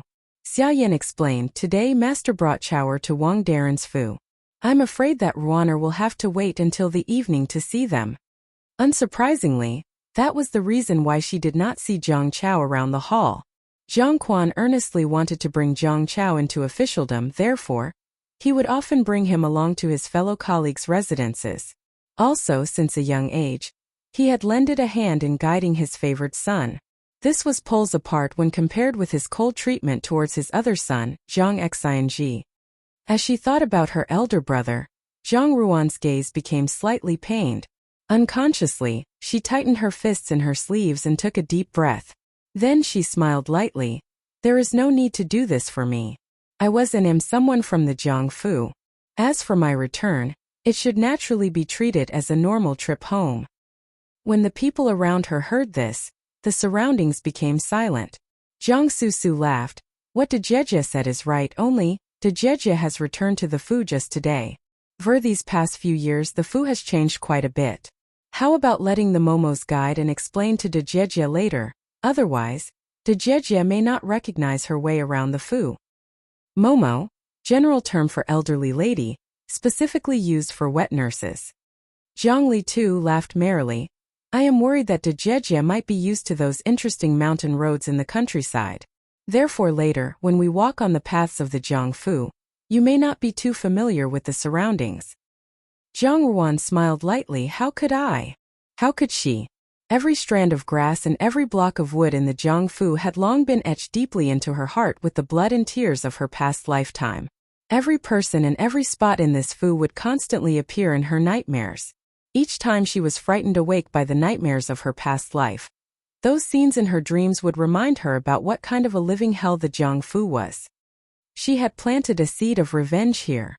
And now the seed was buried in the soil, waiting for the time to gradually sprout. Translated by Irisasan and SHL. Chapter 33. Zhe. Chapter 33. Ruanju. Meiqing Courtyard was where Zhao Mei had lived previously, and she had meticulously arranged and cared for every plant and tree within it. The interior had a good orientation. The feng shui master had come to take a look, and declared that blessings would completely surround it. When Zhao Mei died, the name of the residence was changed to Yanhuayuan, and Jiang Susu and her mother began to live there. Wang Momo, the old maidservant who was bringing Jiang Ruan to her new residence, was loyal to Xia Yan. Her shrewd, triangular eyes were constantly assessing Jiang Ruan and her maids, and she never stopped talking. Eldest Miss doesn't know this, but today new people are coming to the residence. As second Miss has already grown up, she has been given her own residence, so today rooms are in short supply, but eldest Miss's residence was specially arranged for by Madam. Don't know whether eldest Miss will like it or not. Triangular eyes. People with triangular eyes are said to be shrewd, deep thinkers, difficult to get along with, and highly suspicious in nature. They also experience very strong emotions, e.g., if they fall in love, they remain wholeheartedly dedicated to that person. See. As Lu Zhu walked along, she looked all around her with interest. Because she was the newest servant, the onlookers assumed she was a country girl who had never seen the world before and regarded the Jiang household with wonder. Wang Momo stopped at a compound and said with a smile, "This is it." Jiang Ruan sized up her surroundings. The compound could not be considered big, but she did not have many servants, so it would actually be more than enough. The courtyard had been tidied up in an acceptably neat manner. When she opened the door to enter the room, she found it to be clean and tidy. Furniture and other items she needed for daily use were readily available. In comparison to the other residents, this was immeasurably better. Upon seeing this, Lian Xiao and Bai Ji heaved a sigh of relief and started to deal with their belongings. Old Auntie Wang noticed Jiang Ruan standing in the middle of the room, deep in thought. She put on a smile and said, "Although this compound is a little remote, it is very clean. Moreover, the compound of fourth Miss is not far away. When you are free, eldest Miss will be able to look for a companion. You won't be bored." Jiang Dan? Jiang Ruan smiled faintly and said, "I think this compound is quite good. Please convey my thanks to my mother. However, since this is where I will be residing, I would like to change the name of the compound. May I trouble you, Momo, to convey this to my mother?" As Wang Momo smilingly assented, Jiang Ruan turned around and walked out of the room to the compound's front gate. Above the entrance hung a plaque with 3 large characters written on it, Fu Ping Courtyard. In Chinese culture, each flower's meaning is unique and important. However, flowers sometimes carry negative meanings as well. For instance, the flowers from poplar trees can easily be blown apart, so they represent an unfaithful spouse or lover. Likewise, duckweed is a floating flower that has no roots, which contrasts with the Chinese moral value placed on harmony and family unity. Fu Ping Courtyard, how excellent! Xia Yan really knew how to observe and understand people's hearts. If these 3 commonly used characters had been applied to her previous life, they would have been an accurate foreshadowing of her depressing long-term suffering. However, in this present time, this Fu Ping Courtyard should indeed change its name. In the evening, Wang Momo came over once more. Firstly, she conveyed Xia Yan's message that this compound had been given to Jiang Ruan, and therefore, she was at liberty to change its name as she desired. Secondly, she informed Jiang Ruan that Jiang Quan and Jiang Chao were returning later that night. Hence, they would not be able to eat dinner together. Jiang Ruan was to eat on her own. The D daughter had returned home, but her father was unwilling to even meet her briefly. One could very well imagine the cold indifference encapsulated in that decision. After hearing Wang Momo's words, Bai Ji and Lian Xiao felt chilled to the heart. Presently, the closest kin Jiang Ruan had in the Jiang household was Jiang Quan. Since Jiang Quan had insulted her today in this way, Jiang Ruan's future would, in all likelihood, be much harder than imagined. Bai Ji and Lian Xiao were each occupied with their own thoughts. On the other hand, Lu Zhu stood next to Jiang Ruan, who was writing. Quite happily, she commented, "Miss, you write beautifully." T/N Chinese writing is known as calligraphy, where a brush is dipped into ink and the character is written, almost drawn, on specially prepared thin rice paper. There are many styles of writing, and the way each person writes is as distinctive as handwriting. Calligraphy is really an art form. htes://yen. Wikipedia. org/wiki/Chinese for calligraphy. Two large characters snaked across the snowy white writing paper, like imposing dragons, Ruanju. The characters were truly remarkable, magnificently written. People often said that one could discern a person's character by looking at their written words. Jiang Ruan's brushstrokes were smooth and sleek, but there was also a hint of sharpness to her words. It was as if the melancholy in her heart had been concealed under a tranquil facade. At first glance, all seemed as peaceful as an undisturbed pool of water, whereas reality lay in the far-reaching murderous intent within. Ruanju, Ruan residence. Jiu, classifier for bedrooms, is a part of the fu. Is of course Jiang Ruan's name, but it also refers to a four-stringed lute. Thus could possibly also be said to be a poetic name for a residence. You can read? Jiang Ruan asked Lu Zhu. Lu Zhu shook her head.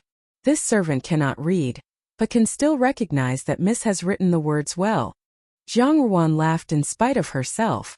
That Xia Yan, once the most talented lady in the Great Jin dynasty, would allow the change of residence name without making a fuss might appear to be a magnanimous action. However, in reality, she only wanted to encourage Jiang Ruan to make a fool of herself. Jiang Ruan wanted to change the words on the sign, but had just returned to the Jiang household, without a single silver coin to boot. Thus she would have to write the words herself. However, she had been sent to the countryside residence at a young age, where there was no one to teach her how to read or write. Everyone had long assumed that she was an idiot who couldn't even recognize the simplest characters. If she actually could write something, who knows who the joke would actually be on? Lu Zhu asked suspiciously. When Miss lived in the residence, you never practiced writing or learned to read. How did you learn how to write? How did she learn how to write? Jiang Ruan's eyes lighted on the writing paper in front of her. In her previous life, she had been groomed by Xia Yan to be a brainless beauty. All she had learned was how to play the zither six and to dance, such that if her name were mentioned to any citizen of the Great Jin dynasty, they would say with extreme disdain, that brainless beauty her talent could only be compared to that of a low-class singer, so different from her brilliant younger sister. 6 Qin probably refers to the guqin, a long zither with 7 strings, plucked with the fingers. You can hear the sound of the tsuqin. Pust Irisu-san can play the guqin. After she was sent into the palace, she realized that there were countless women in the inner palace whose talent in dancing and playing the zither far surpassed hers. In order to gain favor, she was forced to undergo several hellish training sessions. One of those was to practice writing characters, which had been personally supervised by the 8th prince. When flowers were blossoming as far as the eye could see, he taught her how to hold the brush and write, on the snowy white writing paper, just like the red beans inlaid in tinkling ivory dice. My longing for you runs deep in my bones. 7. Such touchingly emotional words. Who would have ever thought that it was just play acting? 7 Linglong Shai Zi and Hong Do, are you Gu Xiang Sigbuzhi? It's from a poem by Tang Dynasty poet, Wen Ting Jun. The line is actually a question. Do you know how much I long for you? Equals dice, usually made of ivory, where 2 sides are hollowed out and inlaid, with red beans, which are symbols of lovesickness. Is an onomatopoeia the sound of dice being thrown. Whichever way the dice lands, the red beans will be visible. Equals longing or yearning. Refer to for more information on the poem. Looking back, she should be grateful to 8th prince. In the Great Jin dynasty, his writing style was considered to be outstanding. He always said that her brushstrokes were too soft, without sufficient firmness or willpower. This was why, in the end, she had met her demise. Presently, her writing style was still smooth and sleek, but she wondered if he would be able to see the murderous intent threaded through all her characters. 8 Ming Sang Huang Quan is literally to return to Yellow Springs, the underworld of Chinese mythology, akin to Hades/Hell. Fig it means to die/to meet one's end. Jiang Ruan smiled, took up the writing paper and blew on it, then gave it to Lu Zhu, mounted above the entrance gate. Bai Ji and Lian Xiao also smiled. Ruanju, what an excellent name. Miss has written the words so well. It would be wonderful if eldest young master could see them. After saying this, they realized that they had misspoken, and looked at Jiang Ruan with some unease. De Xiaoyi, eldest son and young master of the household. Jiang Ruan's gaze wavered. When Zhao Mei died, and she had been sent to the countryside residence, Zhang Xinji had knelt in the ancestral hall for a whole day and a night, but was still unable to move Jiang Quan to change his mind. In a fit of anger, Zhang Xinji had enlisted in the military. Before he left, he had urgently exhorted her to return to the Zhang household in glory, so that no one would be able to bully her. Ci Tang. The ancestral hall refers to a room where the ancestral tablets, which embody the spirits of deceased ancestors, are kept.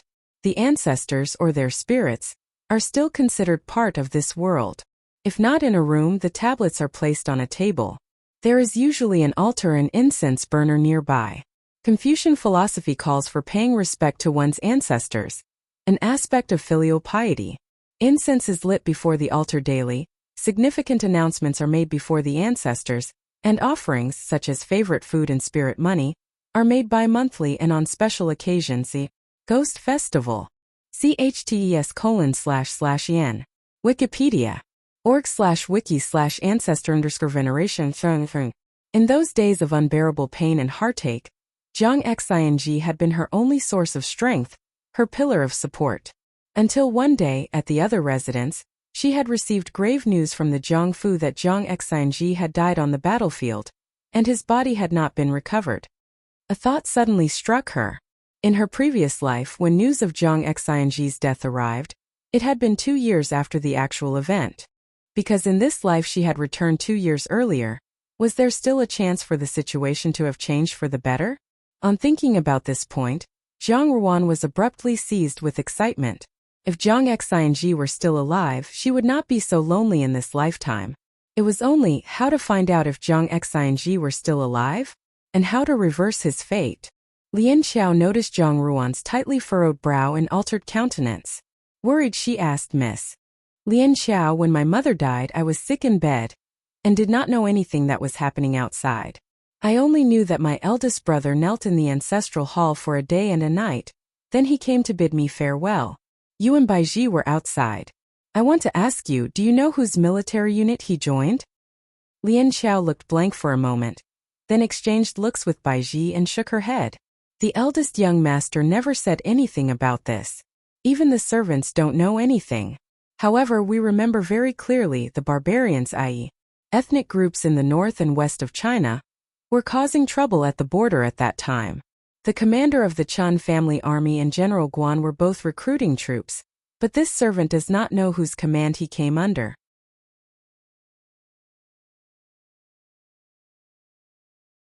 Chapter 34. Chapter 34. I have returned.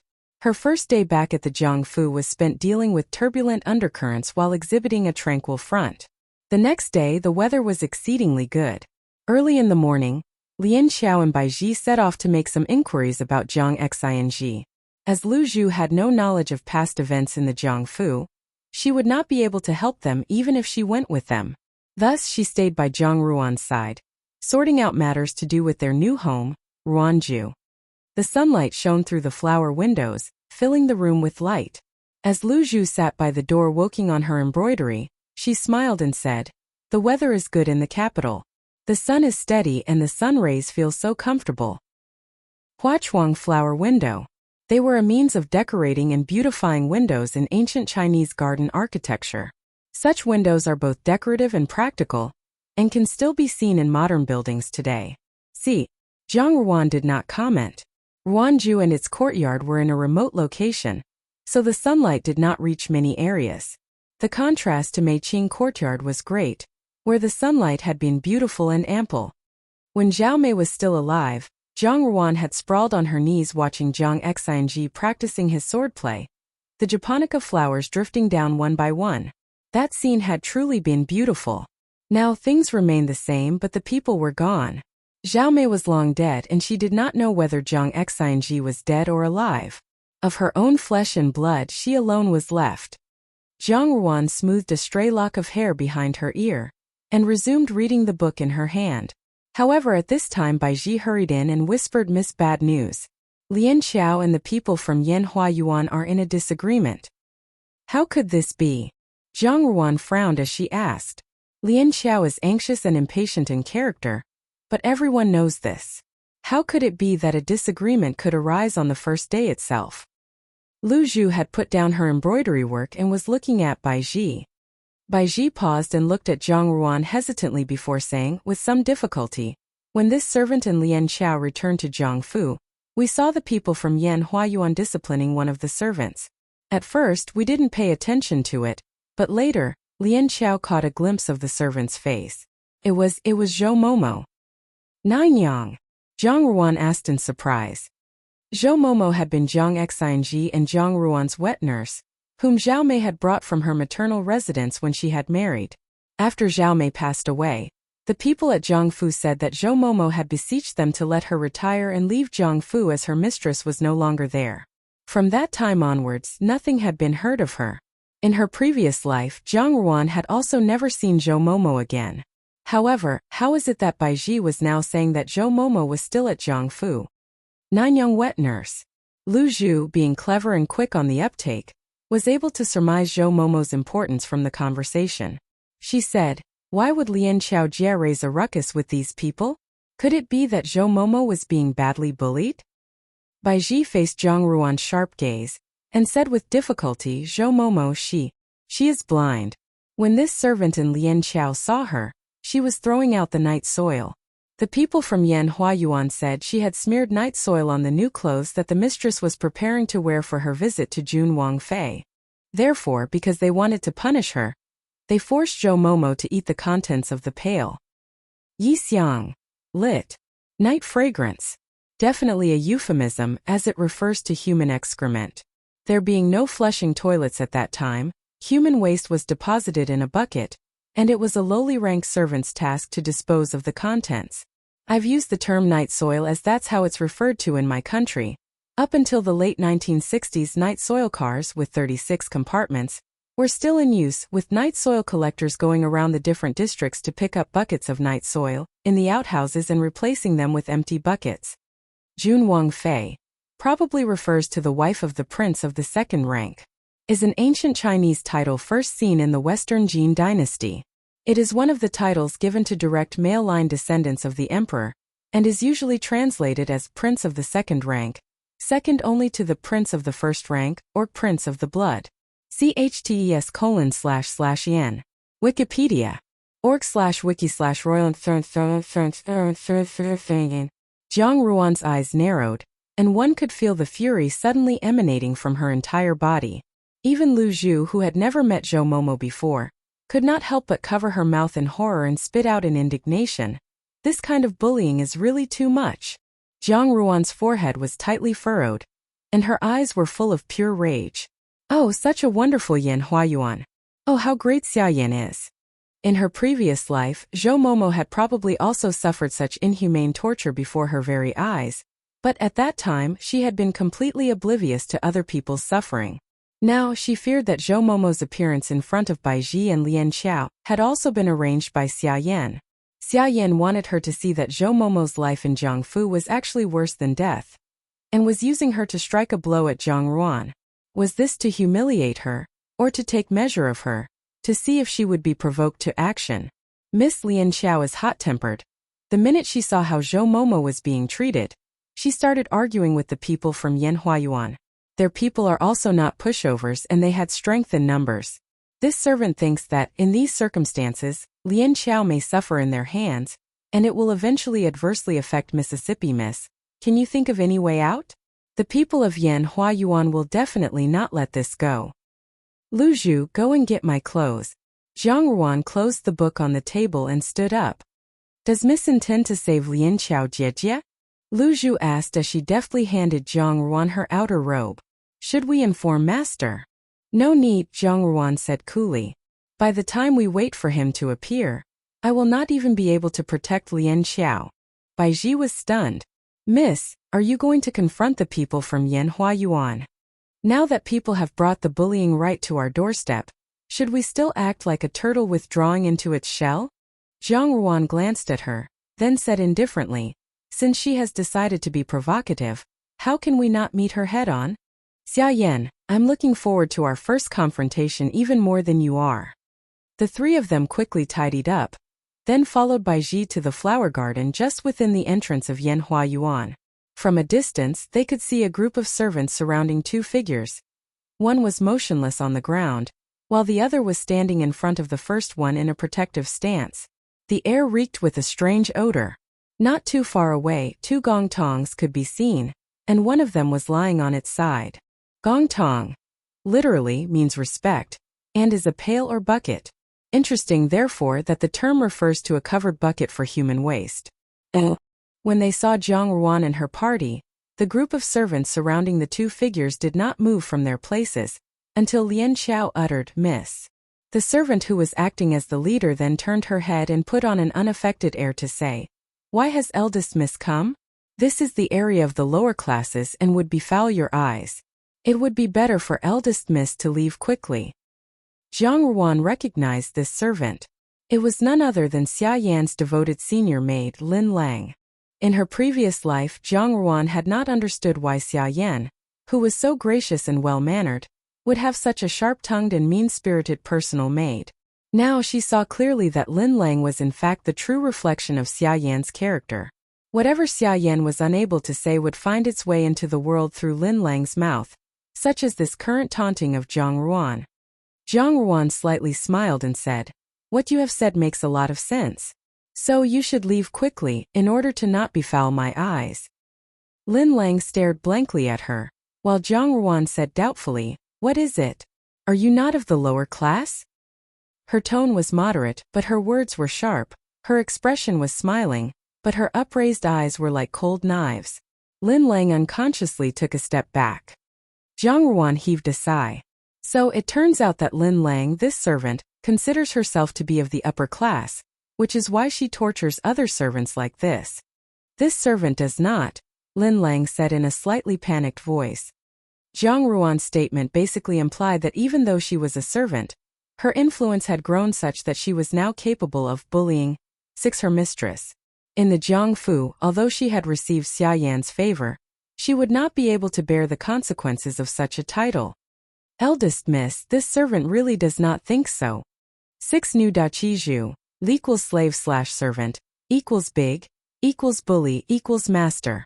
Zhang Ruan is saying that even though Lin Lang is a servant, her influence has grown to the extent that she is now capable of bullying her mistress, i.e., she's a big shot now. That's a dangerous title to claim if one doesn't have this power in reality, or doesn't have the favor of the master/mistress. Zhang Ruan smiled lightly and ignored her, instead turning her head to look at Lien Xiao. Lien Xiao was hemmed in by a few servants. With her clothes in a disorderly state and the clear imprint of a palm on her face, it was evident she must have been involved in a fierce dispute. At this sight, Zhang Ruan's face fell. She then noticed that another servant had an extremely vivid palm print on her face. Clearly, Lien Xiao was not one to take offense lying down. The person lying huddled at Lien Xiao's feet had remained motionless. Even after Zhang Ruan's arrival, she had said nothing and kept her head low, like a lifeless statue. One could only see a head full of white hair in disarray, and paper-thin winter clothes. Zhang Ruan stretched out her hand and placed it gently on that person's shoulder. The second she made contact, she could sense that the other person was trembling violently. Lien Xiao opened her mouth, but ultimately did not say anything. Zhang Ruan looked at the older woman with her head down and said tenderly, Nanyang, do not be afraid. I am Zhang Ruan and I have returned.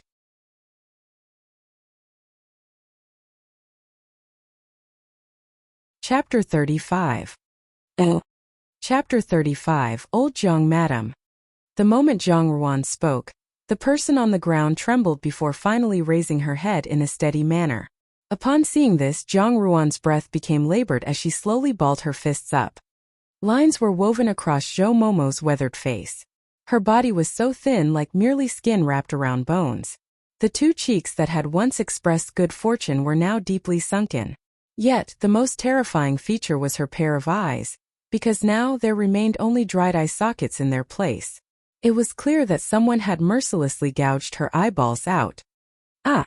Lu Zhu exclaimed, before immediately clasping her hand over her mouth. She did not have the heart to continue being a spectator of this scene. Evidently, this old married woman had gone through countless painful experiences. Her whole body discharged whiffs of rotting stench.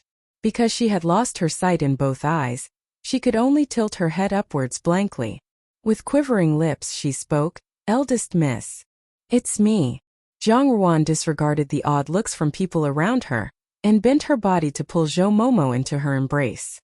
Her gaze was as cold as ice, and yet her voice was strangely mesmerizing. Zhang Ruan consoled Zhou Momo.